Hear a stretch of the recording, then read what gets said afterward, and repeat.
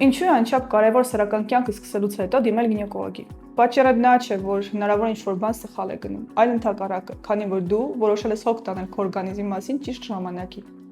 Շատ սեռավարակներ սկզբնական շրջանում կարող են ընթանալ բացարձակ առանց ախտանիշների։ Ամենապարզ զննումը, ինչպես նաև որոշակի անալիզները ձեզ հնարավորություն կտան ժամանակին պարզել խնդիրը եւ անհրաժեշտության դեպքում արագ ու հեշտ բուժել։ Յուրաքանչյուր կին յուրահատուկ է եւ այն ինչ հարմար է մեկին կարող է չհամապատասխանել մյուսին։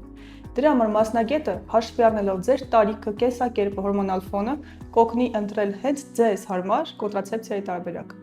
Սեռական կյանքը փոխում է հեշտոցի միկրոֆլորան, եւ դա երբեմն կարող է բերել քորի, այրոցի, ինչպես նաեւ տհաճ արտադրության։ Պրոֆիլակտիկ այցը կօգնի պահել ձեր հեշտոցի միկրոֆլորան հավասարակշռության մեջ։ Պարզ զննումը եւ թեստերը հնարավորություն են տալիս վաղ փուլում հայտնաբերել փոփոխությունները, որոնք սկզբնական շրջանում լիովին շտկելի են։ Ցավ, չորություն, վախեր, ցանկացած հարց կապված սեռական հարաբերության հետ,